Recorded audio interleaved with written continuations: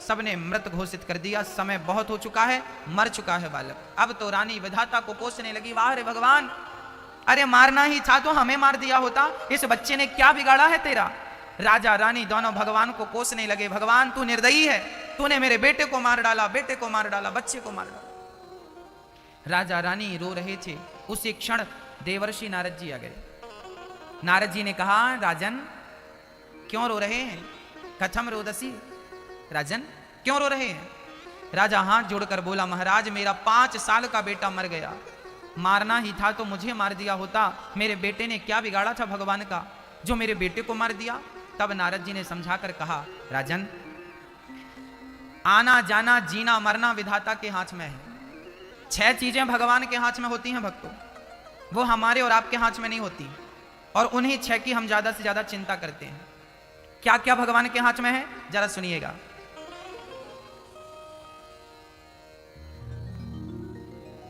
हानि लाभ, जीवन मरण, यश अपयश, ये 6 चीजें विधाता के हाथ में है मेरी मां। कौन कौन सी, हानि और लाभ। कितनी आपकी हानि होनी है और कितना आपको लाभ होना है, आप तो कर्म करते जाइए, उसका फल तो परमात्मा देगा। यदि आपके चाहने से यदि लाभ होना होता तो आपका कभी नुकसान ही ना होता भाई, लाभ ही लाभ होता। पर आपके चाहने के बाद भी कभी कभी नुकसान हो जाता है। इसका सीधा सा अर्थ है कि विधाता ही हानि और लाभ का मालिक वो होगा। हानि लाभ उसके हाथ में, कितनी हानि होगी और कितना लाभ होगा ये विधाता को मंजूर है। हाँ मैया जी, हानि लाभ जीवन और मरण, कितने दिन आपको जिंदा रहना है और कब आपको मरना है, आपका जन्म और आपकी मृत्यु किसके हाथ में है, विधाता के हाथ में। आप लाख उपाय कर लो, लाख प्रयास कर लो, परंतु आपके टाले से आपका समय टलेगा नहीं। जहां हमें मरना होगा हम वहीं जाकर खड़े हो जाएंगे। मौत को आप टाल नहीं सकते। हानि भैया जी, ये बच्चों को आपने आगे बिठा रखा है और चुप भी नहीं करा रहे। किन के बच्चे हैं, उनकी मम्मी उठा के पीछे बैठ जाओ। हाँ, थोड़ा प्यार से, मजाक ना बनाया जाए, कथा को बहुत अच्छे से सुनेंगे तो आप समझ पाएंगे। हाँ, बताइए, बच्चे शोर कर रहे हैं और आप लोग शांत भी नहीं कर रहे हैं। जाओ बेटा पीछे बैठ जाओ, वहां जाओ पीछे। शांत सुनना हो तो आगे बैठिए, शोर करना हो पीछे, है ना, बहुत शांति से।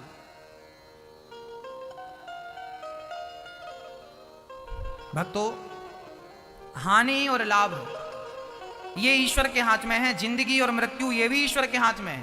और यश और अपयश, आपका नाम और आपका बदनाम, ये दोनों भी किसके हाथ में है, ईश्वर के हाथ में। आप कितना नाम कमाएंगे और कब बदनाम हो जाएंगे ये विधाता जानता है। इसलिए आप जन्म की चिंता ना करें, मृत्यु की चिंता ना करें, यश नाम की चिंता ना करें, बदनामी की चिंता ना करें, हानि की चिंता ना करें और लाभ की चिंता ना करें। आप तो केवल अच्छा कर्म करते जाएं, परमात्मा फल देता जाएगा। तुम जिस लायक कर्म करते जाओगे परमात्मा इसका निर्णय वो देगा।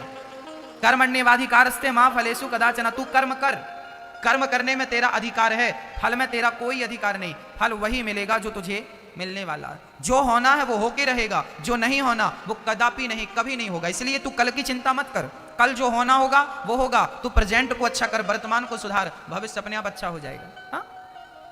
नारद जी ने समझाया, राजन रोइए मत, बेटा आपका मर गया ना। राजा चिंता ना महाराज, आप तो मेरे बेटे को जिंदा कर दो, मेरा बेटा मर गया।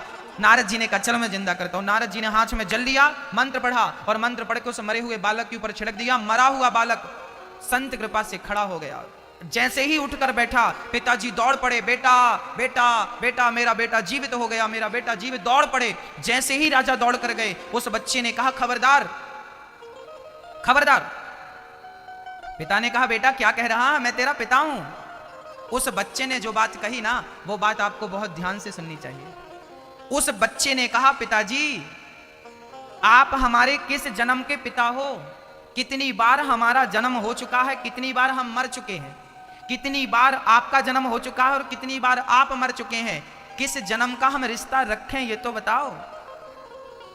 उस बच्चे ने कहा पिताजी मैं पिछले जन्म में भिखारी था, मैं पिछले जन्म में भिखारी था, आपके घर भीख मांगने आया था तो आपने हमें गेहूं का आटा दिया था और गाय का सूखा हुआ गोबर ओपले कंडे आपने हमें दिए थे। हमने नदी के किनारे उस कंडे पर आग लगाई, ध्यान नहीं दिया, उन कंडों पर ढेर सारी चींटियां थी। सूखे गोबर पर चींटियां घोंसला बना लेती है ना, उन कंडों पर चींटियां थी। हमने आग लगाई, सारी चींटियां जल के समाप्त हो गईं। आपके आटे से 5 रोटियां बनाई थी हमने, और 5 रोटियां भोग लगाकर भगवान को भोग लगा दी, और 5 भोग लगाकर खा ली। पिछले जन्म में हमने 5 रोटियां आपकी खाई थी, सो 5 वर्ष तक आपका बेटा बन के हमने 5 रोटियों का हिसाब दे दिया आपको। और उन चींटियों को हमने जलाकर मारा था। इस जन्म में वो सारी चींटियां आपकी पत्नी बनकर आई हैं। चूंकि हमने उन्हें मारा था, उन्होंने जहर देकर हमें मार दिया, वो तो भगवान को भोग लगा के खाई, तो एक जन्म में ही सबका हिसाब किताब चुक गया, नहीं तो ना जाने कितने जन्म लेकर सबका अलग अलग हिसाब किताब चुकाना पड़ता। भक्तों याद रखना, ये कथा हमें सिखा रही है, ये कथा हमें समझा रही है कि हमारी जो पत्नी है, हमारा जो पति है, हमारी जो बेटी है, हमारा जो बेटा है, ये कौन है? ये सब पिछले जन्म का कोई ना कोई हिसाब किताब चुकाने के लिए मिले हैं। जिस दिन जिसका हिसाब चुक जाएगा, उस दिन वो छुट्टी उसकी वो चला जाएगा। पत्नी जितने दिनों का उसका कार्यकाल है वो रहेगी, कार्य पूरा हुआ वो अपने घर चली जाएगी। हमारा जितने दिन का कार्यकाल है, अब एक उदाहरण से समझते हैं सब्जेक्ट को, बहुत प्यार से समझिएगा। अच्छा आप समझिए भक्तों, हम 7 दिन के लिए दंतेवाड़ा आए हैं, हाँ या ना? 7 दिन पूरे हो जाएंगे तो हम चले जाएंगे कि नहीं? जैसे हम 7 दिन के लिए दंतेवाड़ा आए हैं, ये हमारी 7 दिन की यात्रा है ना? 7 दिन का हमारा काम है भागवत श्रवण कराना, ये हमारा कर्म है, काम है। 7 दिन बाद हम चले जाएंगे। ऐसे ही आप लोग, कोई 10 साल के लिए, कोई 20 साल के लिए, कोई 50 साल के लिए, कोई 100 साल के लिए आपने संसार में जन्म लिया है, कोई काम करने के लिए। जैसे मैं काम करने आया हूं, भागवत सुनाने, अपना कर्म करने, ऐसे ही आप लोग आए हैं, किसी की पत्नी बनकर, किसी की पुत्री बनकर, किसी की मां बनकर, किसी की बहन बनकर, किसी की बेटी बनकर आप और हम रहते हैं। समय पूरा होगा, मेरा 7 दिन पूरे हो जाएंगे, मैं चला जाऊंगा, आपके 7 दिन पूरे, आपका जीवन पूरा हो जाएगा, आप चले जाएंगे, बेटे का जीवन पूरा होगा, बेटा चला जाएगा, बिटिया का समय पूरा हुआ, बिटिया चली गई। अरे भाई ये तो सदियों पुरानी परंपरा है, आया है सो जाएगा। राजा रंक फकीर, एक सिंहासन चढ़ चला और एक बंधा जंजीर, आने वाले को जाना पड़ेगा, हाँ ना मेरी माँ? इसलिए कहता हूं दुनिया वालों से मोह ना करना, दुनिया वालों से मोह, क्योंकि दुनिया में जो भी है वो आज है, कल रहेगा इसकी कोई गारंटी नहीं। चाहे वो बालक हो, चाहे वो बूढ़ा हो, कल की गारंटी है क्या मेरी माँ? बोलो मेरी माँ। इसलिए कहता हूं आप अपने बेटों से भी, अपने बच्चों से भी ज्यादा प्रेम ना करना, क्योंकि बच्चों से प्रेम करोगे और ये बच्चे कभी छोड़कर चले गए ना, तो इनके नाम पर तुम्हें रोना पड़ जाएगा। ना पत्नी से ज्यादा मोहब्बत करना, वो छोड़कर चली गई तो रोना पड़ेगा, ना पति से ज्यादा मोहब्बत करना, वो छोड़कर चला गया सो रोना पड़ जाएगा। प्रेम करना है तो केवल गिरधर गोपाल से प्रेम करना, जो आपको कभी छोड़ के जाएगा ही नहीं। मेरे तो गिरधर गोपाल, दूसरो ना कोई। ये जगत के लोग परमानेंट नहीं है, पर भगवान तो परमानेंट है। जगत में कोई न परमानेंट, जगत में कोई न परमानेंट, तेल चमेली और कोई साबुन, तेल चमेली और कोई साबुन, चाहे लगा लो सेंट, जगत में कोई न परमानेंट। आवागमन लगी दुनिया में, आवागमन लगा दुनिया में, है ना?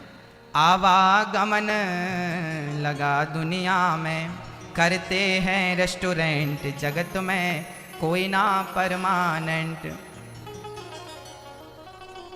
अंत समय में उखड़ जाएंगे, अंत समय में उखड़ जाएंगे, तेरे तंबू टेंट, जगत में कोई न परमानेंट।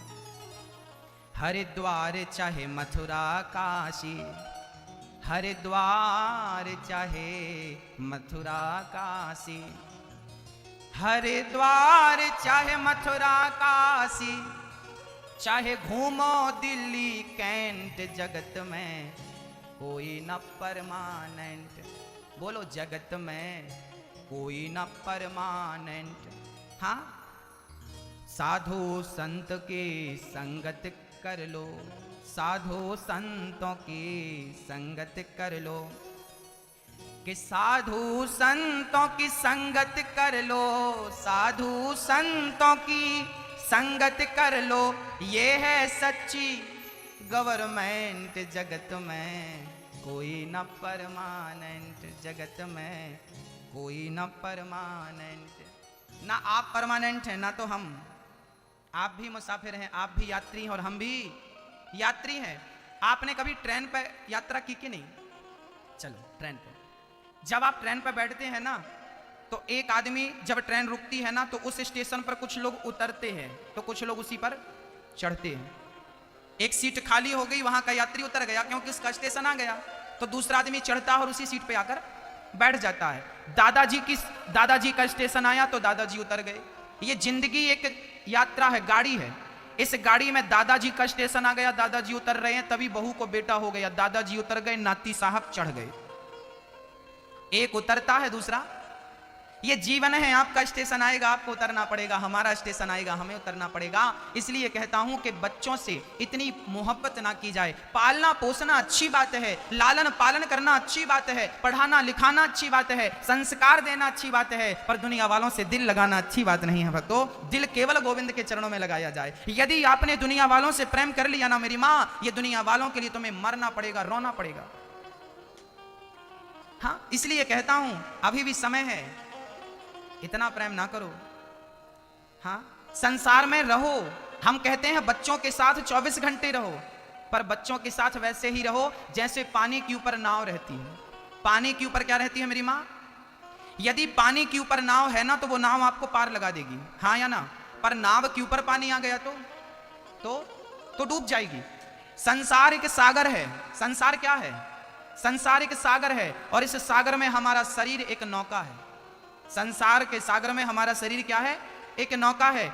ये नौका को ऊपर रखिएगा ताकि ये पार लग जाए। इस नौका के ऊपर संसार ना भर लीजिएगा, बेटा बेटी मोह ममता ये सब आपने यदि यहां भर लिया अंदर मन मंदिर में तो क्या होगा? ये जिंदगी की गाड़ी डूब जाएगी। समझ रहे हैं साहब?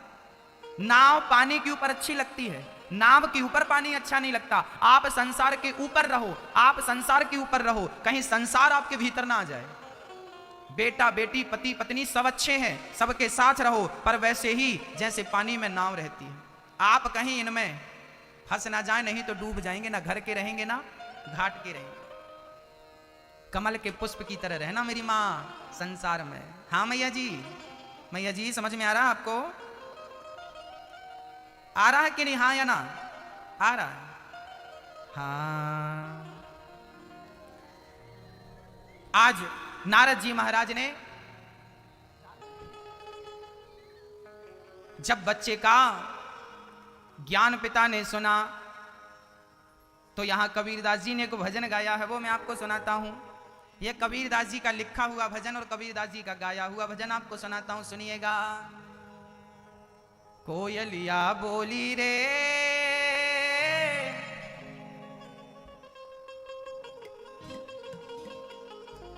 बिना राम रघुनंदन अपनो को नहीं आरे। कोयलिया बोली रे आमवा की डाल अपनो को नहीं आरे। अर्थात हमारा कोई नहीं है। कबीरदास जी के शब्द हैं, उनकी भाषा है, समझिएगा। कोयलिया बोली रे अमवा की डाल अपनों को नहीं आरे, बिना राम रघुनंदन अपनों को नहीं आरे। वो कहत कबीर सुनो भाई साधो, कहत कबीर सुनो भाई साधो, जागत सबकी होई अपनों को नहीं आरे, बिना राम रघुनंदन अपनों को नहीं आरे। कोयलिया बोली रे अमवा की डाल अपनों को नहीं आरे, बिना राम रघुनंदन अपनों को नहीं आरे। और हाड़ जले जस लाकड़ी, केस जले जस घासा। हाड़ मतलब हड्डी। ये हड्डी हमारी जलेगी कैसे मेरी माँ? लकड़ी की तरह जल जाएगी। और ये हमारे बाल, ये रेशमी जुल्फें, ये शरवती आंखें, हाँ सब जल जाएगी। हाँ हड्डी लकड़ियों की तरह, बाल घास की तरह हमारे और आपके जल जाएंगे। और ये हमारा शरीर ना मेरी माँ, अच्छा आप तो कभी शमशान जाती नहीं हो ना मुर्दों को देखने, हम जाते हैं कभी कभी, हमें सौभाग्य मिलता है, हम जाके देखते हैं ना तो शरीर आदमी का मोमबत्ती की तरह पिघलता है। ये चिता पे जब जलाया जाता है ना मुर्दे को, हमें और आपको जलाएंगे तो हमारी ये चमड़ी भी मोमबत्ती की तरह पिघल पिघल के गिर जाएगी, हाँ या ना? इस चमड़ी का तुम अहंकार करते हो, हम बड़े सुंदर हैं, पिघल जाएगी। हाँ, अहंकार ना करो, समझ रही हो ना मेरी माँ? हाड़ जले जैसे लाकड़ी, केस जले जैसे घास, अरे भैया केस जले, जैसे भाषा सोने जैसी काया जल गई, सोने जैसी काया जल गई, को नया पासा अपनों को नैया रे, बिना राम रघुनंदन अपनों को नैया रे, ओ बिना राम रघुनंदन अपनों को नैया रे, कोयलिया बोली रे, अमवा कीनार अपनों को नैया रे, ओ बिना राम रघुनंदन अपनों। को नैया रे। और सुनिएगा, हमारा शरीर जल गया, खत्म बात। अब क्या बचा आपका बताओ? कहते थे ना हमारा परिवार बड़ा है, कहां गए तुम्हारे रिश्तेदार? आया तुम्हारे संग कोई जाने को? चलो हम भी चलते हैं। जब तक आप जिंदा हो ना, लोग कहते हैं हम तुमसे बहुत प्यार करते हैं, तुम्हारे बिना कैसे जिएंगे, कैसे रहेंगे। आप मर के देख लो, ये सारे लोग अच्छे से रह लेंगे। आप जिंदा है ना तो आपको इमोशनल करते हैं, आपके बिना कैसे रहेंगे, कैसे रहेंगे, जी नहीं लगेगा, मन नहीं लगेगा। मरो तो बढ़िया रहेंगे ये लोग। ये केवल बातें हैं कहने की कि तुम्हारे बिना क्या होगा, सब बढ़िया होगा। सब आपके दादा परदादा सब मर तो गए, किसका क्या बिगड़ा? आप भी मर जाओगे, हम भी मर जाएंगे, किसका क्या बिगड़ेगा? इसलिए तैयारी मरने की कर लो। जी लिए ना बहुत, अब मरने की तैयारी में लगो। भगवान का नाम जपो, पुण्य कमाओ, वो तुम्हारे संग जाएगा। अब जी लिया बहुत, भोग भोग लिया, बच्चे पैदा कर लिए, सब धरा रह जाएगा। और कमा लो 25-50 करोड़ रुपया, सब धरा रह जाएगा।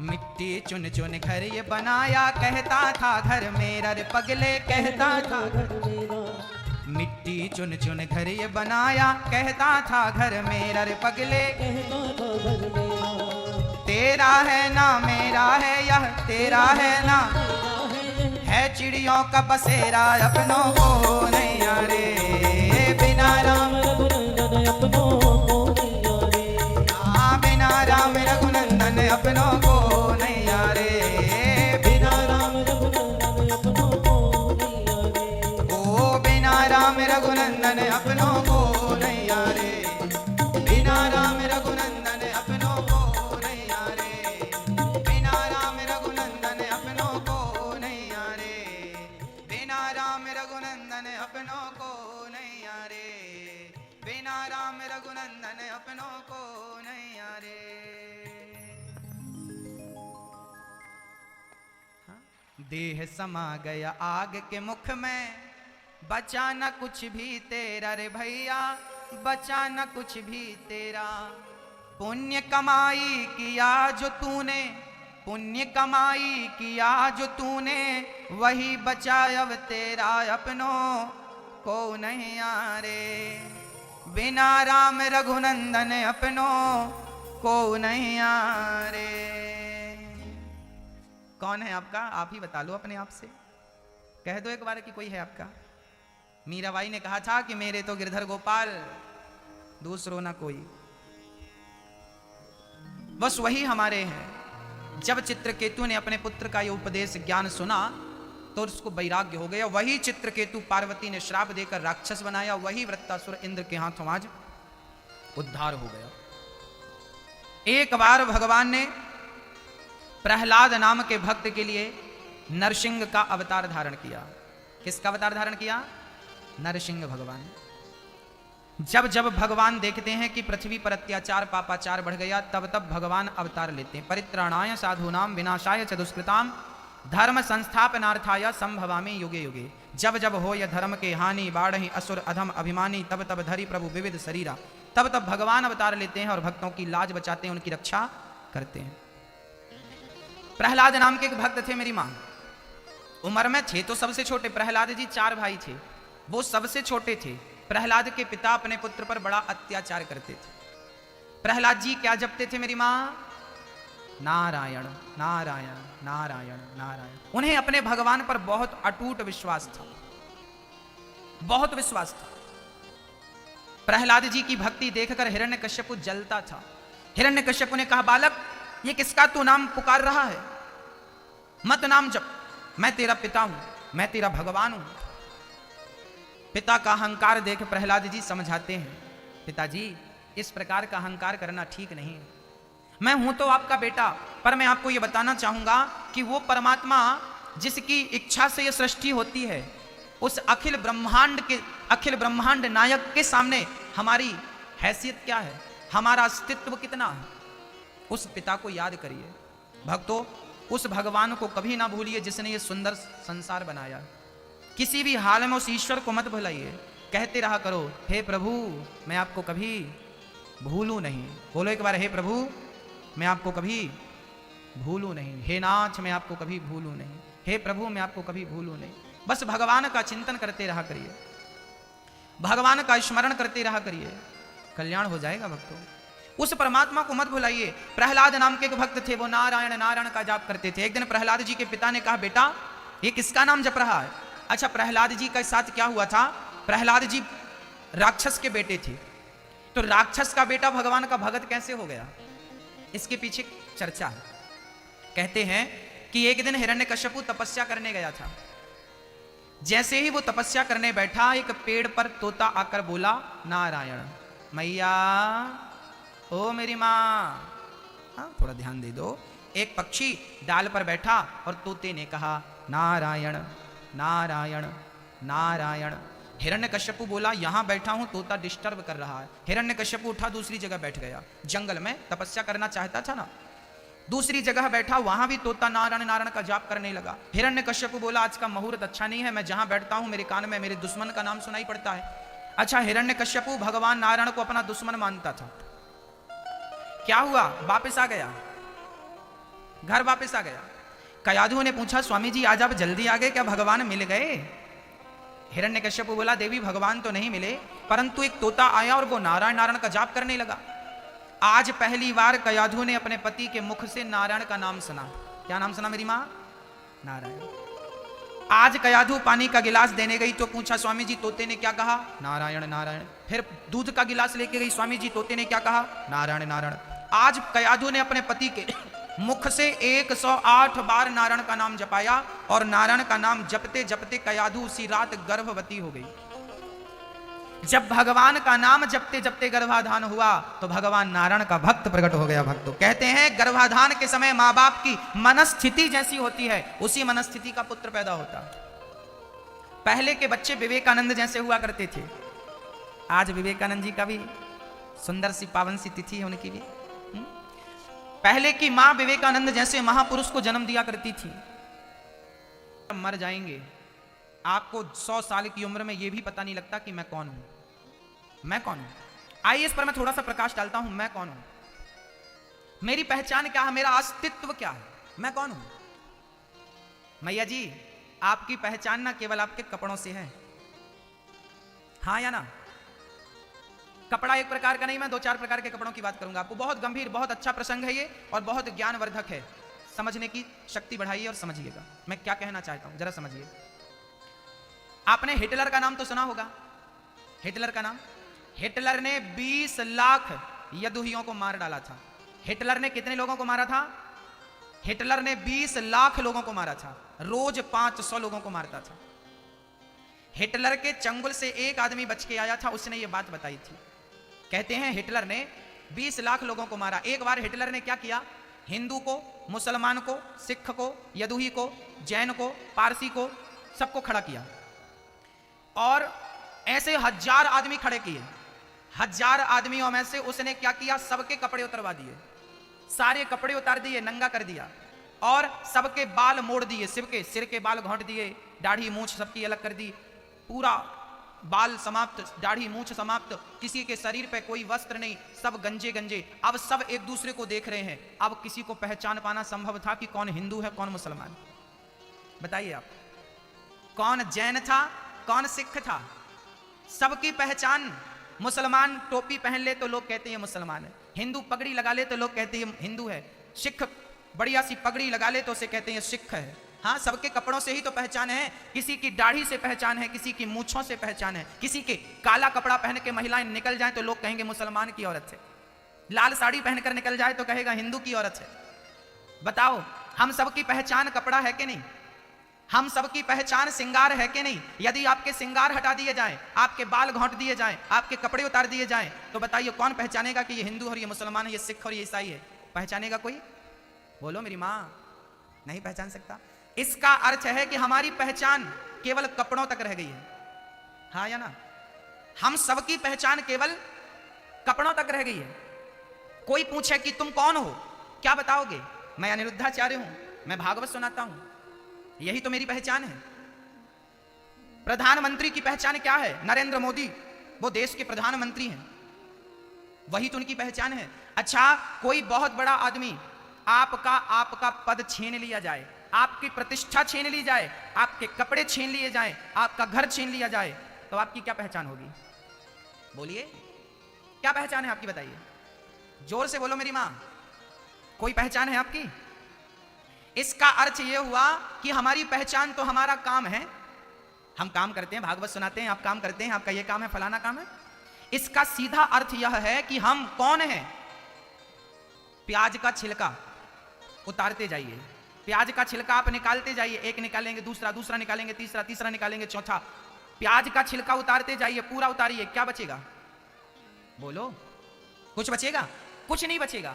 बस उसी तरह आप अपने नाम का कपड़ा उतार के फेंक दो, अपनी जात का कपड़ा उतार के फेंक दो, अपने धर्म का कपड़ा उतार के फेंक दो। आपका नाम, आपकी जात, आपका धर्म, आप कहते हैं हम ब्राह्मण हैं, हम क्षत्रिय हैं, हम वैश्य हैं, हम शूद्र हैं।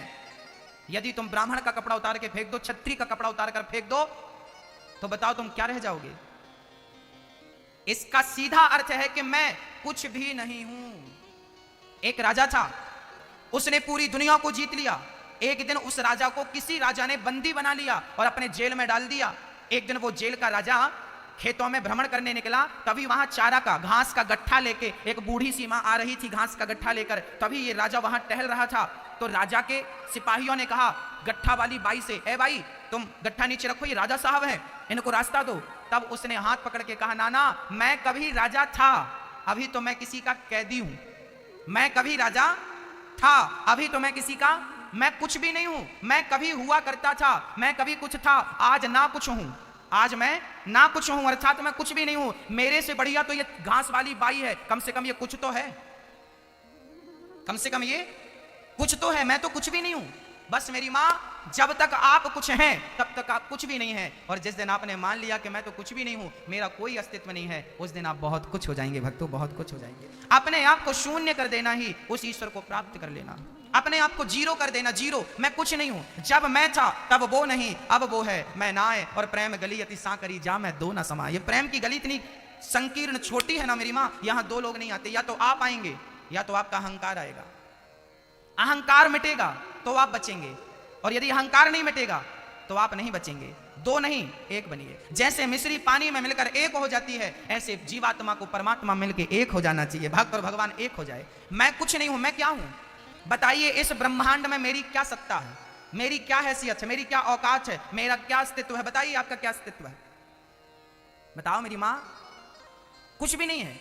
हम कुछ भी नहीं है, फिर भी बहुत बड़े बने घूमते हैं, हमने ये, हम वो। भक्तों, अपने अहंकार को मिटा दो। जीवन में सुखी होना है तो मंदिर कहां होना चाहिए मेरी मां? आप में से कौन कौन भगवान को पाना चाहता है? हाथ उठाओ। आप में से कौन कौन ईश्वर को पाना चाहता है? हाथ उठाओ। सब पाना चाहते, अब नीचे करो। अच्छा ये बताओ, भगवान रहता कहां है? पहले तो हम जिसको पाना चाहते हैं उसके बारे में जानकारी इकट्ठी कर लें। वो रहता कहां? भाई वहां रहता है, वहां जाके मिल लेंगे। कहां रहता है वो? कहां रहता है वो? कहां रहता? बोलो एक बार, कहां? हम सबके भीतर। भक्तों, ये जो मंदिर है ना, पास में हमारी माता जी का मंदिर है। अच्छा ये बताओ, इस मंदिर को किसने बनाया? किसी ने तो बनाया होगा, हाँ या ना? किसी ने तो बनाया होगा। इस मंदिर को किसी ने बनाया होगा। किसने बनाया होगा, भगवान ने या इंसान ने? बताओ। ये मंदिर है हमारे पास दंतेश्वरी माता का, इस मंदिर को इंसान ने बनाया या भगवान ने? आप बस इतना बताओ। इंसान ने बनाया, इंसान ने बनाया। अब आगे चलते हैं। मंदिर जितने भी दुनिया में हैं उन सारे मंदिरों को बनाने वाला कोई ना कोई इंसान है, हाँ या ना?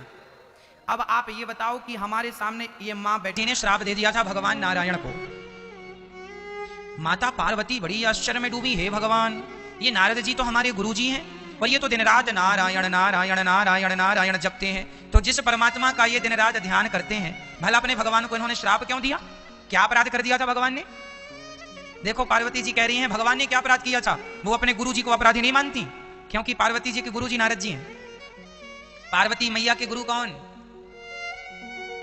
मैया, ओ मेरी माँ, मैया पार्वती जी के गुरु कौन? बोलो मेरी माँ, क्या कह रही हो? मैया, हाँ हूं ना, कुछ तो बोलो मेरी माँ। नारद जी माता पार्वती जी के कौन है? गुरु। अब माता पार्वती प्रश्न कर रही हैं, कारण कवन श्राप मुनि दीन्हा, का अपराध रमापति कीन्हा। क्यों श्राप दिया?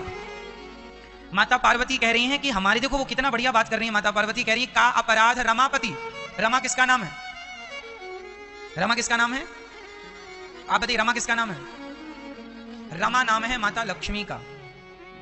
माता लक्ष्मी का नाम क्या है? रमा। इन्हें श्री भी कहते हैं, श्री।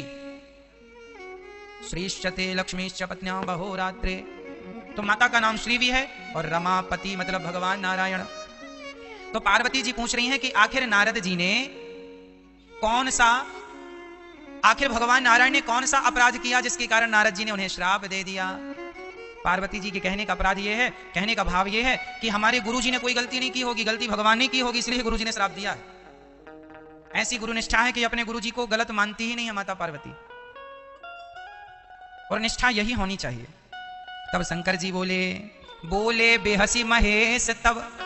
बेहसी मतलब, बेहसी मतलब हंसकर, बेहसी मतलब बोले बेहसी महेश तब, ज्ञानी मूढ़ न कोय, जेहि जस रघुपति करहि जब, सो तस तेहि क्षण होय। इस धरती पर बताओ ज्ञानी कौन है? मैया राम कथा सुन रही हो ना, थोड़ा सा जवाब तो देती चलो मेरी मां। बताओ इस धरती पर ज्ञानी कौन? अब मेरे संग बोलना, बोलो कोई नहीं। ज्ञानी कौन? ज्ञानी कौन? जोर से। ज्ञानी कौन? कोई नहीं। तो मूर्ख कौन? मूर्ख कौन? मूर्ख भी कोई नहीं। ना तो इस धरती पर कोई ज्ञानी है, ना तो इस धरती पर कोई मूर्ख है। फिर सवाल खड़ा हुआ कि फिर ज्ञानी और मूर्ख कौन है? बोले ज्ञानी भी कोई नहीं है और मूर्ख भी कोई नहीं है। भगवान जिसको जब जैसा बना दें वो वैसा बन जाए, भगवान बनाते हैं। ज्ञानी बना दें तो आप ज्ञानी हो जाएं, और जरा सा चाबी घुमा दें तो ज्ञानी आदमी उल्टी बातें करने लग जाए। कब ज्ञानी आदमी मूर्ख हो जाए और कब मूर्ख आदमी ज्ञानी हो जाए, कब कौन जान रहा है? क्या ज्ञानी लोग मूर्खों की तरह बातें नहीं करते? क्या ज्ञानी लोग कभी मूर्खों की तरह व्यवहार नहीं करते? करते हैं। क्यों? क्योंकि तुम ज्यादा ज्ञानी ना बनो। जब तक भगवान तुम्हें ज्ञानी बनाए रखेंगे तो भगवान ने, ध्रुव जी तो अनपढ़ थे, ध्रुव जी के गालों पर भगवान ने शंख का जरा सा स्पर्श कराया, अरे भगवान की कृपा हो तो ज्ञानी भगवान। चलो महाराष्ट्र में आपने नाम सुना होगा ज्ञानदास जी का, संत ज्ञानेश्वर जी का नाम सुना होगा, ज्ञानेश्वर जी का नाम सुना होगा। महाराष्ट्र में एक बहुत बड़े भक्त हुए हैं, ज्ञानी हुए हैं, भगवान के परम उपासक हुए हैं, संत ज्ञानेश्वर जी। संत ज्ञानेश्वर को एक बार वहां के लोगों ने अपमानित किया। एक भैंसे का नाम ज्ञानेश्वर रख दिया। अरे मेरा ज्ञानेश्वर है, देखो ये ज्ञानेश्वर है। उनको चिढ़ाने के लिए उन्होंने एक भैंसे का नाम ज्ञानेश्वर रख दिया। उस समय ज्ञानेश्वर जी केवल 8 साल के थे और उस बच्चे को चिढ़ाने के लिए गांव के लोगों ने एक भैंसे का नाम ज्ञानेश्वर रख दिया। और ज्ञानेश्वर इतने उच्च कोटि के संत थे, भगवान के ही साक्षात स्वरूप थे। उन्होंने भैंसे पर एक हाथ मारा तो भैंसा वेद मंत्र बोलने लगा था। भैंसा क्या बोलने लगा था? वेद मंत्र। सब आश्चर्य में डूब गए, ये भैंसा वेद मंत्र बोल रहा है। भैंसा तो कोई भैंसा तब तक है जब तक वो भैंसा है, पर जब भगवान की कृपा हो जाए तो भगवान तो भैंसे से भी वेद मंत्र बुलवा दे।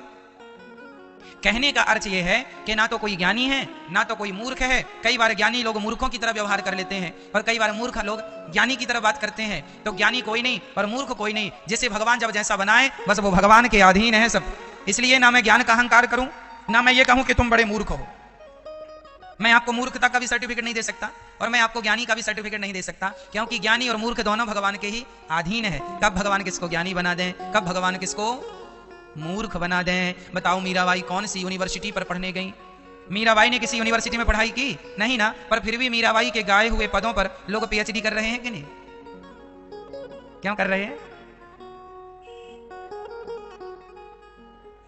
तो कोई ज्ञानी नहीं, कोई मूर्ख नहीं, जैसे भगवान करें वैसे। इसलिए हम भगवान के अधीन हैं। दिन भर भगवान का स्मरण करो, नाच जैसे आप रखे हम वैसे रहें। एक बार की बात है, अब कहानी एक कथा सुनो। एक बार नारद जी भ्रमण करते करते चल पड़े। नारद जी एक दिन मन हुआ उनका कि हिमालय की एक सुंदर सी जंगल में उन्हें लगा कि बड़ी सुंदर हवा चल रही है, यहां बैठ के ध्यान करना चाहिए। तो नारद जी अपनी वीणा संवारते हैं और वहीं एक पेड़ की छांव में बैठ के गंगा माता के किनारे भगवान का नाम जपने लगे। भजमन नारायण नारायण नारायण श्रीमन नारायण नारायण नारायण श्रीमन नारायण नारायण नारायण श्रीमन नारायण नारायण नारायण श्रीमन नारायण नारायण नारायण श्रीमन नारायण नारायण नारायण भजमन भजमन भजमन नारायण नारायण नारायण श्रीमन नारायण नारायण नारायण। अब वहां पर नारद जी अपना ध्यान कर रहे हैं, भगवान का नाम जप रहे हैं। श्रीमन नारायण चरणौ शरणं प्रपद्ये श्रीमते नारायणाय नमः। श्रीमन नारायण चरणौ शरणं प्रपद्ये श्रीमते नारायणाय नमः। ऐसे नारद जी जपने लगे और भगवान का ध्यान करने लगे। तो इंद्र को लगा कि कहीं नारद जी तपस्या करके भगवान को प्रसन्न ना कर लें। यदि कहीं भगवान को प्रसन्न कर लिए तो नारद जी कहीं इंद्र ना बन जाए। अच्छा, इंद्र को ना बड़ा डर लगा रहता है।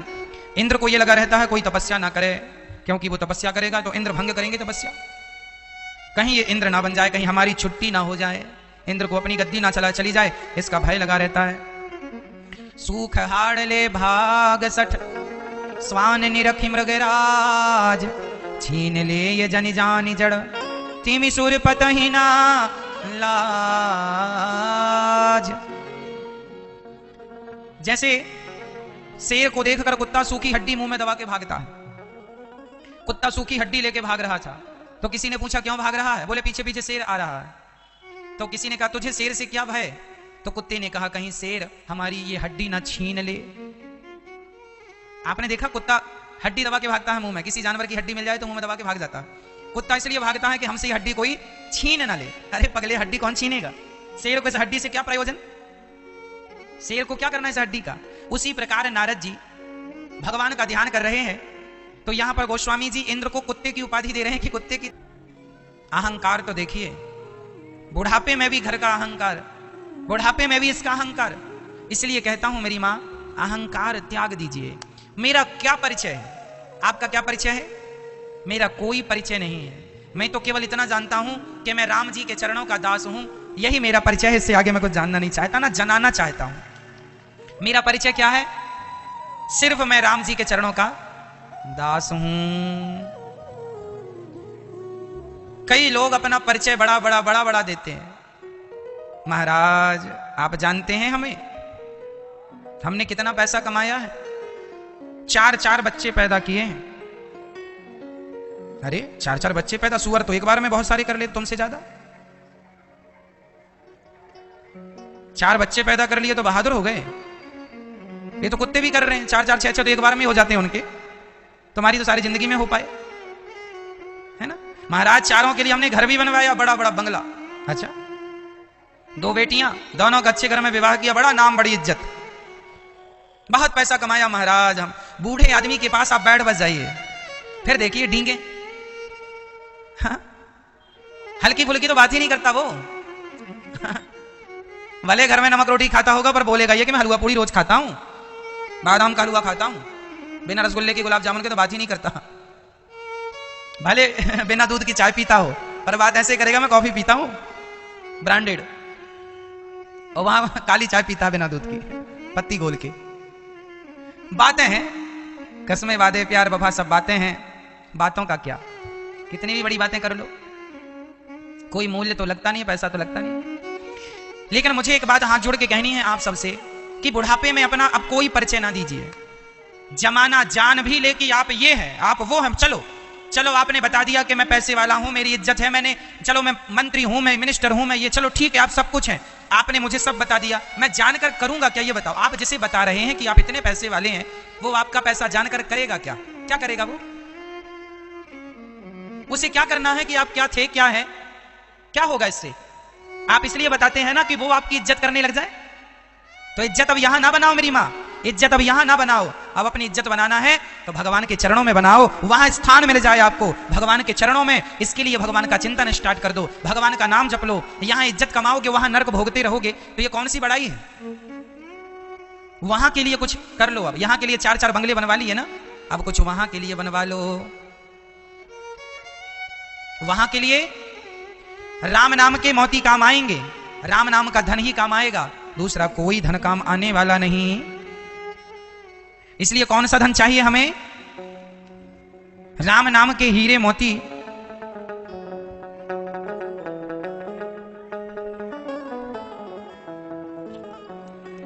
राम नाम के हीरे मोती मैं बिखराऊं गली गली, ले लो रे कोई राम का प्याला, शोर मचाऊं गली गली। दुनिया को तू कब तक पगले अपनी कहता जाएगा, ईश्वर को तू भूल गया है, अंत समय पछताएगा। 2 दिन का यह चमन खिला है, 2 दिन का यह चमन खिला है, फिर मुरझाए कली कली, ले लो रे कोई राम का प्याला, सूर मचाऊं गली गली। बोलो राम, बोलो राम, बोलो राम राम राम। सबसे बड़ा धन है राम नाम। राम नाम ना गाया तूने बस माया ही जोड़ी, राम नाम के सिवा साथ ना जाए फूटी कौड़ी। है ना? जय श्री राम, जय श्री राम, जय श्री राम।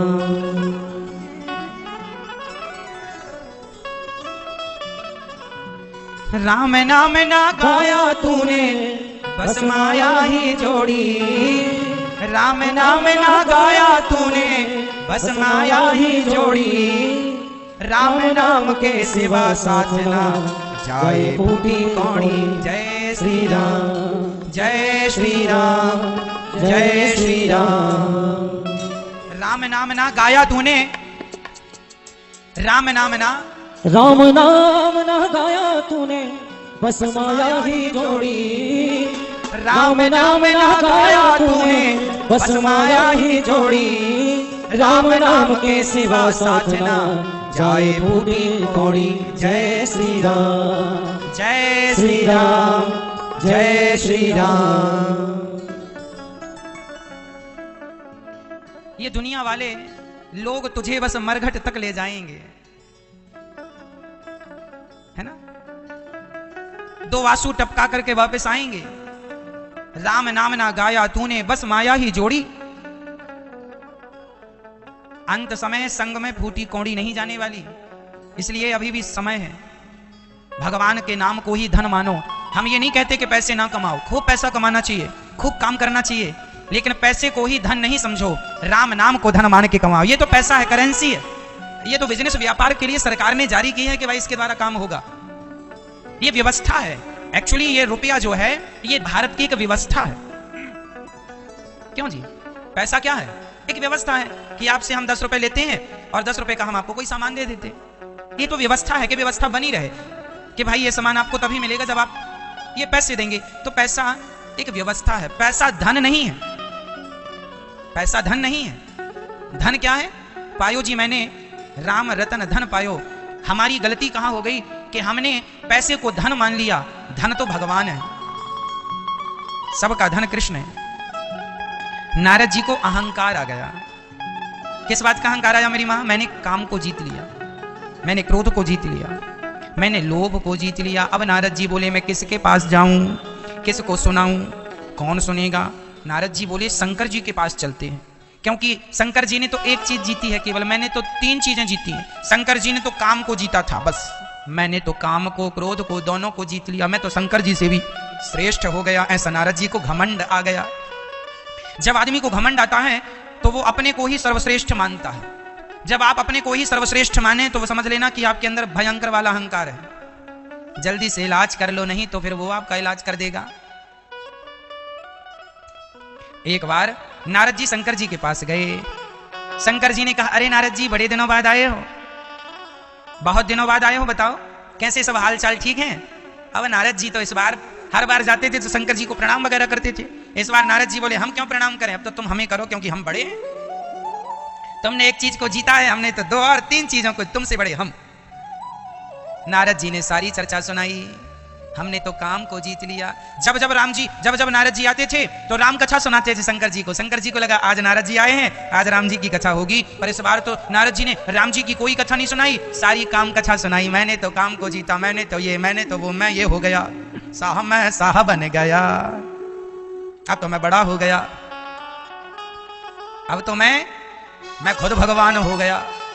देखो जब आदमी को घमंड आता है ना, वो अपने आप को क्या मान लेता है, मैं ही भगवान हो गया। लो अब नारद जी, शंकर जी को लगा हे भगवान नारद जी को हो क्या गया। जब आते थे तो राम जी के बारे में कहते थे, इस बार तो काम के बारे में, मैं काम को जीत लिया। आदमी जरा सी उपलब्धि पा जाए ना तो वो ये नहीं सोचता कि ये भगवान की कृपा से मिली है, बस मैंने किया, मैंने किया, मैंने किया। इसलिए अपनी कथा नहीं, हमारी कथा तो काम कथा है, कथा तो भगवान की ही है सुंदर। इसलिए सुनाने योग्य तो भगवान की चर्चाएं हैं। अपनी क्या सुनाए, हमारी क्या सुनाए, हम क्या सुनाए? लोग कहते हैं ना और सुनाओ, और सुनाओ, क्या सुनाए? और भगवान की कथा सुना, अरे ये तुम भगवान की कथा सुनाते, और सुना, और क्या सुनाए? और क्या होता? ये दुनिया के लोग ना सुनना यही चाहते हैं, संसार की बातें उल्टी सीधी। आप जरा किसी के बारे में बोलने लग जाए, अरे उनको जानते हैं, हाँ जानते हैं, अरे उनका तो ऐसा काम है, वैसा काम है, हाँ ये बातें सुनने में आई, वैसी आई, आदमी को बड़ा स्वाद मिलता। अच्छा अच्छा, हाँ हाँ। जरा आपके पड़ोसी के बारे में कोई कह दे, अरे तुम्हारे पड़ोसी को जानते हो?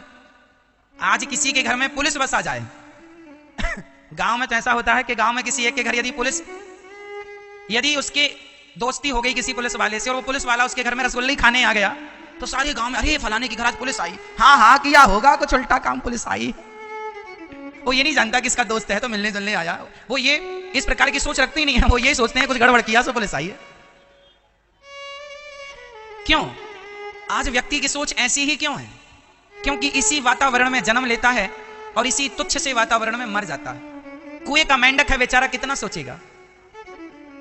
एक बार कुएं के मेंढक के पास एक समुद्र का मेंढक आके गिर गया। समुद्र का मेंढक कहीं जा रहा होगा तो वो कुएं में गिर गया। और जब कुएं में गिरा तो समुद्र का मेंढक अलग होता है, कुएं वाले मेंढक थोड़ा अलग होते हैं, रंग भी अलग है उसका। तो कुएं वाले मेंढकों ने कहा क्यों भाई तुम कहां से आए हो? उसने कहा भैया हम समुद्र से आए हैं। तो कुएं वाले मेंढकों ने कहा ये समुद्र क्या होता है? अरे तुम लोग नहीं जानते समुद्र बहुत बड़ा है।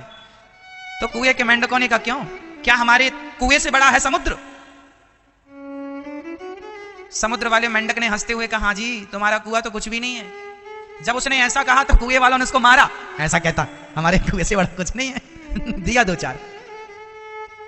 बड़ी बड़ी बातें करता है, जानता नहीं है कुएं से बड़ा कुछ होता ही नहीं है। एक मेंढक था समुद्र का, वो बताया कि भैया कुआं का कुछ भी अस्तित्व नहीं है, समुद्र बहुत बड़ा है। जब वो ऐसी ज्ञान की बातें करे तो कुएं के मेंढकों ने उसको मारना शुरू कर दिया। इतना मारा कि बेचारा मर गया। यही आज का हाल है। आज किसी को अच्छी बातें बताओ, धर्म की बातें बताओ, वो उसी के पांव पकड़ के खींचने लग जाए। अरे तुम क्या बात कर रहे हो, तुम तो कुछ जानती नहीं हो। यही है आज का व्यक्ति, कुएं का मेंढक है। यदि हम ज्यादा ज्ञान की बातें बताएं, एक सज्जन से हमने कहा कि भाई सब कथा सुना करो। उसने कहा अरे महाराज ये क्या बेकार की बातें लिए बैठ जाते हो आप। दूसरे दिन वो हमें शराब पीता हुआ नजर आ गया। तो हमने उससे कहा क्यों भाई ये शराब पी रहे हो? कल तो कह रहे थे कथा क्या बेकार की बातें लिए बैठे हो, कथा को तुम बेकार की बातें कह रहे थे, और ये शराब तुम अच्छी कह रहे हो। उसने कहा महाराज जी आप नहीं जानते ये शराब अच्छी है। हमने कहा कैसे? बोले हम पी लेते हैं तो मस्त हो जाते हैं। हमने कहा भाई इससे तुम्हारा बहुत बड़ा नुकसान हो जाएगा। शराब किसी भी स्थिति में किसी के लिए अच्छी नहीं हो सकती, पर ऑलरेडी उसने पी रखी थी तो शराब के नशे में तो था वो। अब हम उसे समझाएं, अपना ज्ञान समझाएं, वो समझे ही ना। जो हो रहा है, यदि हमारे घर में दाल रोटी नहीं है तो भी ये ईश्वर की मर्जी है, और हमारे घर में हलवा पूड़ी है तो ये भी ईश्वर की मर्जी है। सुख और दुख सब ईश्वर की मर्जी से है, इसलिए जैसे भगवान रखें वैसे रहने की कोशिश किया करो। अपने से परेशान होने की जरूरत नहीं है, अपने से परेशान ना होइए क्या ये वो कुछ नहीं। बहुत समझाया शंकर जी ने। नारद जी एक बार कर तल बरबीना, गावत हरि गुण ज्ञान प्रवीणा, क्षीर सिंधु गवने मुनिनाथा, जहां बस श्रीनिवास श्रुति माथा। एक बार नारद जी भगवान नारायण के पास गए वैकुंठ। हर बार जाते थे पर इसकी अब की बार बड़ी देर में गए। नारद जी सोचे कि इस बार तो हमें भगवान खुद बुलाएंगे, निमंत्रण देंगे, आएंगे। अरे आपने तो काम क्रोध को जीत लिया, हमारा भी स्वागत सम्मान होगा। पर जब ऐसा कुछ नहीं हुआ तो नारद जी अपने से गए तो वहां भगवान लेटे थे। भगवान भी कम कौतुकी नहीं है, भगवान भी बड़े सुंदर लीला रचने वाले हैं, विनोदी हैं भगवान। भगवान भी बड़े मजाकिया हैं। हर बार नारद जी जाते थे ना तो भगवान लेटे रहते थे, पर इस बार जब नारद जी गए ना तो भगवान खड़े हो गए। अरे नारद जी आइए आइए आइए आइए। और भगवान ने नारद जी को अपने बगल में बिठा लिया। अब नारद जी मन में लड्डू फूटने लगे। लगता भगवान को पता चल गया कि हम भी किसी से कम नहीं है, हमने तो काम क्रोध को जीता है। अब नारद जी का अहंकार पनपने लगा। अरे भगवान ने हमारा सम्मान किया। एक बात बताएं, ज्यादा सम्मान भी ले डूबता है आदमी को। किसी को गोल्ड मेडल मिल जाए, फिर देखो तुम्हारे बगल में आके पहले बैठ जाता था, जब से गोल्ड मेडल मिला तुम्हारी तरफ देखता नहीं है। अरे हम तो कम है क्या, हम स्पेशल हैं। एक बात बताएं भैया, सब लोगों को सम्मान पचता भी नहीं है, हाँ या ना? कुत्ते को घी हजम नहीं होता, कुत्ते को घी हजम होता है नहीं। जैसे कुत्ते को घी हजम नहीं होता, ऐसे संसार में कुछ लोगों को सम्मान हजम नहीं होता। कई लोगों का सम्मान जरा सा हो जाए, जरा सा पैसा आ जाए, फिर वो जमीन में चलते नहीं है, उड़ते हैं। पहले तो तुम्हारे बगल में बैठ जाते थे, जब से जरा सा सम्मान हुआ है तब से देखते नहीं है।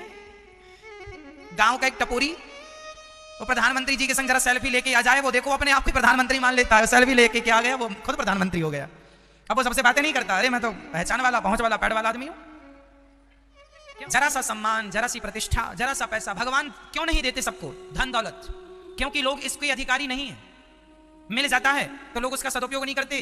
पहले 50 रुपए वाली शराब पीता था, जब से धन आया है तो 1000 रुपए वाली पीने लग गया, मतलब दुरुपयोग। भगवान को लगता है गैसों को देने से क्या फायदा। इसलिए अपने आप को पहले धीर वीर गंभीर बनाओ। गंभीरता जरूरी है। कितना भी सम्मान हो हमारा फिर भी हम ज्यों की त्यों रहें, और कितना भी अपमान हो हमारा फिर भी हम ज्यों की त्यों रहें। यह व्यक्ति पूजनीय है जो हर स्थिति में सम है, हर स्थिति में अपने तटस्थ भाव से खड़ा। सम्मान मिले अपमान मिले हमें कोई फर्क नहीं है। जो व्यक्ति सम्मान गुण दोष दृश्य दोषा, जो सम्मान और अपमान को एक मान लेता है, वही व्यक्ति अपना लोक परलोक दोनों बना लेता है। यदि अपमान में उलझ गए तो भी नुकसान, और सम्मान में उलझ गए तो भी गलत। इसलिए सम्मान अपमान दोनों से ऊपर उठ जाओ। ना किसी की गालियां आपको परेशान कर सकें, ना कोई स्तुति करे तो आप परेशान हो। कई बार आपको कोई गाली दे देना, आपको नींद नहीं आती, हमें तो गाली दे दी, गाली दे दी, गाली गाली गाली गाली। उसने तो एक बार दी थी और कह के चुप हो गया, आपने पूरी रात गाली गाली का माला जपा, गाली गाली गाली दे दी, गाली गाली गाली। लो भैया, उसने तो कह दिया, खत्म कर लिया, तुमने सोचना सोच सोच के गाली गाली गाली। इतना भैया काहे माला जपती हो गाली का? सच्ची बताना, आपका कोई अपमान कर दे तो आपको रात भर नींद आती है? नहीं आती ना? क्यों? कोई आपका अपमान कर दे तो भी आपको रात भर नींद नहीं आती, और कोई आपका सम्मान कर दे तो भी आपको रात भर नींद नहीं आती। अरे हमारा सम्मान, खुशी से नींद नहीं आता, करवट ले रहे हैं, वाह बड़ा सम्मान, बड़ा करवट लिए जा रहा है, करवट लिए जा रहा है, नींद ही नहीं आ रही है। उसको लगता है कहां छत में जाके नाचने लग जाओ, सम्मान हो गया मेरा। ये स्वभाव नहीं होना चाहिए। थोड़े से सम्मान में उछलना चाहिए और थोड़े से अपमान में दुखी ना हो जाइए। ये समझिएगा मैं कुछ भी नहीं हूं, मैं जीरो हूं, शून्य हूं, खाली हूं। सम्मान मेरा नहीं हो रहा। अच्छा ये बताइए, आप लोग जो मुझे माला पहनाते हैं, तो इस माला का अधिकारी सच्ची क्या मैं हूं ना? आप मुझे माला नहीं पहनाते मेरी मां, और मुझे सम्मान नहीं करते। सच्ची बताऊं, मेरे आप मेरा सम्मान इसलिए करते हैं क्योंकि ये दास अनिरुद्ध भगवान की कथा आपको सुनाता है। मूल में सम्मान का अधिकारी मैं नहीं हूं, मूल में सम्मान के अधिकारी भगवान है, क्योंकि उनकी कथा के कारण ही तो आप मुझे जानते हो ना। यदि भगवान की कथा ना होती तो आपका मेरा क्या संबंध होता, क्या परिचय होता। तो सम्मान का अधिकारी मैं नहीं हूं, सम्मान के अधिकारी भगवान है। मेरी तो कोई औकात ही नहीं है। मैं तो आपके चप्पल में लगी जो धूल है ना, वो धूल भी नहीं हूं, कुछ भी नहीं हूं, मेरा तो अस्तित्व कुछ नहीं है। भगवान के कारण ना मेरी पूंछ है। और मैं अपने आप को कहूं मैं ये हूं, तो मेरा जैसा नालायक, मेरे जैसा नीच, मेरे जैसा मूर्ख, मेरे जैसा पतित कौन होगा। इसे यदि पावन बनाया है तो केवल भगवान के नाम ने, भगवान की कथा ने पावन बनाया है। तो मूल में भगवान ही है। यदि आप मेरा सम्मान करते हैं तो वो सम्मान ईश्वर का सम्मान है, और आप मेरा अपमान करते हैं तो वो अपमान भी ईश्वर का अपमान है, क्योंकि मैं तो कहीं से कहीं तक हूं ही नहीं। मैं बीच में लुप्त हूं, खाली हूं, बिल्कुल हूं ही नहीं, खत्म। उसी प्रकार जब आपका कोई सम्मान करे तो एक बात बताओ, आपके अंदर की आत्मा निकल जाए तो फिर मुर्दे का कोई अपमान करे तो मुर्दा जवाब देता है? मुर्दे का कोई सम्मान करे तो मुर्दा हंसता है? ना मुर्दे को अपमान से मतलब है, ना मुर्दे को सम्मान से मतलब है। सम्मान और अपमान तब तक ही था जब तक उस मुर्दे के अंदर प्राण थे, और वो प्राण कौन था? परमात्मा ही प्राण है। तुम्हारे भीतर, सबके भीतर भगवान ही है। तो सम्मान और अपमान, यदि मैंने आपका सम्मान किया तो सम्मान आपका नहीं है, आपके भीतर विद्यमान भगवान का सम्मान है। और अपमान भी मैंने आपका किया तो वो आपका नहीं, आपके भीतर विद्यमान उस परमात्मा का अपमान किया है। क्योंकि वो परमात्मा निकल जाए तो आदमी मुर्दा हो जाए, फिर मुर्दे का सम्मान और अपमान कहां होता? गंभीरता से समझिए सब्जेक्ट को। बताइए आपके मूल में बैठा कौन है?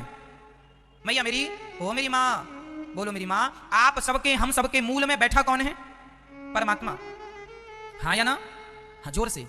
यदि वो परमात्मा रूपी आत्मा निकल जाए तो आप और हम मुर्दे हो जाएंगे ना। तो जो आपका सम्मान कर रहे हैं, कोई अपमान, आपने किसी का अपमान कर दिया, अपनी सास का अपमान कर दिया, आपने अपनी बहू का अपमान कर दिया। एक्चुअली वो अपमान ना तो सास का है ना तो बहू का है, कोई बहू सास होती ही नहीं है, हर रूप में भगवान ही होते हैं मेरी माँ। अब ये बात आप लोग कितनी जल्दी जान जाओ, आज ही जान जाओ या 10 साल बाद जानो या कभी ना जानो, वो मर्जी आपकी है, लेकिन हर रूप में ईश्वर ही बैठे हैं। यदि आप हैं, यदि चलो आप कहें कि महाराज जी मैं हूं, मैं कहूं कि मैं अनिरुद्धाचार्य हूं, तो बताइए मेरी आत्मा निकल जाने के बाद कहां अनिरुद्धाचार्य रह गए? कहां है अनिरुद्धाचार्य? कहां है सीता? कहां है गीता? कहां है मनोहर? कहां है फलाना? कौन? बताइए। आपने जो बड़ा डींगे पीटी थी कि मैं हूं।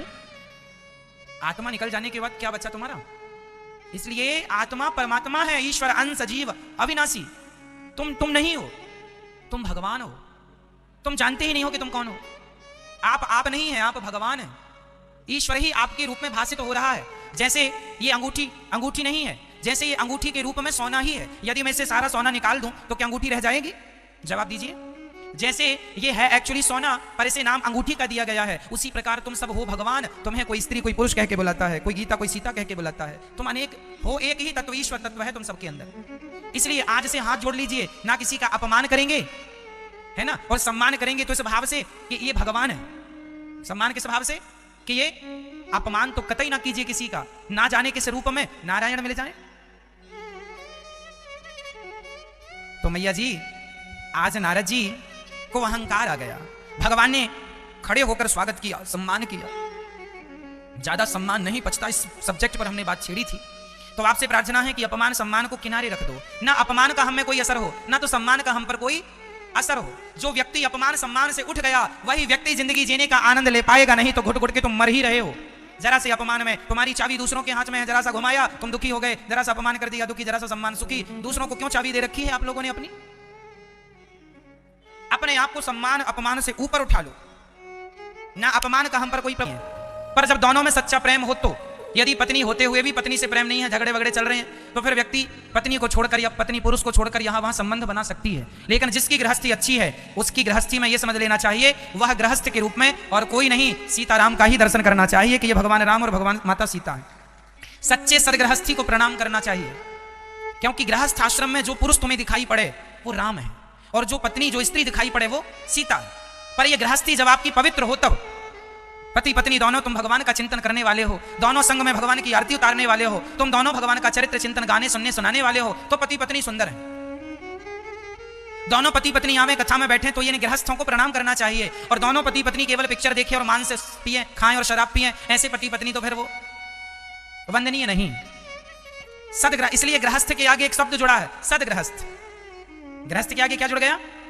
सदगृहस्थ। सद मतलब जो सच्चाई पर चलने वाले गृहस्थी हैं, वही सदगृहस्थी हैं। सच्चाई और अच्छाई के मार्ग को कभी ना छोड़ने वाले गृहस्थी ही सदगृहस्थी कहलाते हैं। जो अपनी पत्नी और अपने पति के संग रहकर अपने बच्चों को संस्कार दे, अपने सास ससुर की सेवा करे, अपने माता पिता की सेवा करे, बड़ों का आदर, बड़ों का सम्मान, गुरुजनों की सेवा, अतिथि घर से भूखा ना जाए, जिस घर से धन्य है वो गृहस्थ लोग। ऐसे गृहस्थों को तो दर्शन करने मात्र से व्यक्ति के पाप धुल जाते हैं। गृहस्थों की बड़ी महिमा है। जितनी महिमा साधु संतों की है उतनी ही महिमा गृहस्थों की है, बल्कि उनसे ज्यादा गृहस्थों की है। पर गृहस्थी आपकी अच्छी हो तो, सत्ययुक्त हो, पति पत्नी में पत्नी बिल्कुल पतिव्रता हो, अपने पति की सेवा पर नारी को, पर पुरुष को ना देखने वाली हो, और पति अपनी पत्नी की सेवा पराई नारी का दर्शन भी ना करे, देखे तो मां के रूप में, बहन और बेटी के रूप में। ऐसे सदगृहस्थी के घर ना या भक्त या भगवान दोनों में किसी एक का जन्म होता ही होता है। या तो भक्त का जन्म होगा या तो भगवान का जन्म होगा। बहुत अच्छा। नारद जी का भी जी ललचाया, मैं भी गृहस्थी होऊंगा, अब मेरी भी पत्नी होएगी विश्वमोहिनी सा, लेकिन क्या करें, मैं तो बूढ़ा हो गया, बाल वाल भी पक गए, अब क्या करूं, बुढ़े से तो विवाह हो नहीं सकता है ना, नहीं तो फिर गाना गाना पड़ेगा, मैं क्या करूं ना, मुझे बुढ़ा मिल गया। अब नारद जी तुरंत भगवान नारायण के पास गए। हे प्रभु सुनो सुनो सुनो। भगवान बोले क्या हुआ? तब नारद जी ने कहा, हे प्रभु एक छोटी सी मदद कीजिए, मैं आपका भगत हूं। हाँ बताओ। भगवान नारायण से नारद जी ने कहा, आपन रूप देहु प्रभु मोही, आप अपना रूप मुझे दे दो, क्योंकि आप बहुत सुंदर हैं। आप तो इस संसार में सबसे सुंदर कौन? भगवान। तो आप बहुत सुंदर हैं, इसलिए आप अपना रूप थोड़ी देर के लिए हमें उधार दे दो। हम भक्ति करते हैं ना आपकी, इसलिए अपना रूप हमें दो जल्दी से। भगवान ने कहा क्या करना है? शादी विवाह करने का भूत सवार हो गया ना नारद जी को, हमें तो विवाह ही करना है, ऐसा नारद जी को सवार हो गया। अच्छा, नारद जी ने यहां एक बात अच्छी कह दी, जेहि विधि नाथ हो यही मोरा, करहूं सवैगी दास में तोरा। नारद जी ने कहा कि हे प्रभु मैं आपका दास हूं, मेरा मन है विवाह करने का, अब आप बताओ मैं विवाह करूं कि ना करूं, जो मेरे हित में हो वो निर्णय आप लो। ये अच्छी बात हो गई। भगवान से सदा यही कहना चाहिए कि प्रभु जो मेरे हित में हो वही कीजिएगा। कई बार हम जिद करते हैं भगवान ये दे दो ये दे दो, भगवान नहीं देते तो आप रोते हैं भगवान ने तो दिया नहीं, हमने तो इतनी पूजा की। अरे भगवान इसलिए नहीं दिए कि वो मिल जाता तो आपका नुकसान हो जाता। ईश्वर के ना देने पर भी ईश्वर की कृपा ही होती है। आपको अभी समझ में नहीं आ रही, पर आगे समझ में आएगी। नारद जी ने कहा कि जिसमें मेरा कल्याण हो वो करो। तब नारद जी के कहने पर भगवान ने नारद जी को अपना सुंदर नहीं बंदर वाला रूप दे दिया। भगवान तो सब रूप भगवान के, अनेक रूप रूपाय विष्णवे प्रभु विष्णवे। सच्ची बताऊं मैया, ये जो आपका रूप है ना, ये रूप भी भगवान का ही है। ये मैया जो आपका रूप है ना, आपके रूप में भी भगवान ही है। और ये मैया जो बैठी हो ना, आपके रूप में भी भगवान ही है। और ये जो भैया जी बैठे हैं ना, इस रूप में भी भगवान ही है। भगवान के कितने रूप हैं बताओ? मैया ओ पंचायती मैया, कहाँ देख रही हो मेरी माँ? इस तरफ किसे देख रही हो? सुन लो मेरी माँ। अच्छा ये बताओ भगवान के रूप कितने हैं मैया? कितने बता दो, भगवान के रूप कितने हैं? ओ मैया कितने हैं बताओ, भगवान के कितने रूप हैं? कौन बताएगा? हाथ उठाओ, जोर से बोलो। हाँ, भगवान के बारे में लिखा है अनेक रूप रूपाय विष्णवे प्रभु विष्णवे। भगवान के कितने रूप हैं? अनेक। 135 करोड़ लोग तो मेरे भारत में रहते हैं। इसमें मेरी माताएं, मेरे भाई, पिता तुल्य बुजुर्ग और बच्चे सब आ गए। सुनो, इस धरती पर जितनी स्त्रियां हैं, जितने पुरुष हैं, जितनी चींटियां हैं, जितने जीव हैं, सबके रूप नहीं है। वो तो हर रूप में भगवान ही है, ईश्वर ही है। ये जो शक्ल आपकी है ना, एक्चुअली ये शक्ल आपकी नहीं है मैया, ये ईश्वर की शक्ल है। ये रूप ईश्वर का है। ये जो आपका रूप है ना मैया, रंग है, ये एक्चुअली आपका रंग नहीं है, ये ईश्वर का रंग है। अनेक रूपों में दिखते हैं वो। जैसे सूर्य का प्रकाश कभी कभी इंद्रधनुष के रूप में दिखता है। सूर्य का प्रकाश है ना, सूर्य के प्रकाश का रंग क्या होता है कोई बता सकता है? लेकिन सूर्य के प्रकाश जब आकाश में बारिश के बाद, ये अक्सर ये इंद्रधनुष बारिश के बाद जब पानी पर पड़ती हैं किरणें, वो रंग बदल लेती हैं, और वही सूर्य का प्रकाश अनेक रंगों में दिखता है, जिसे हम इंद्रधनुष कहते हैं, है ना। सोचिए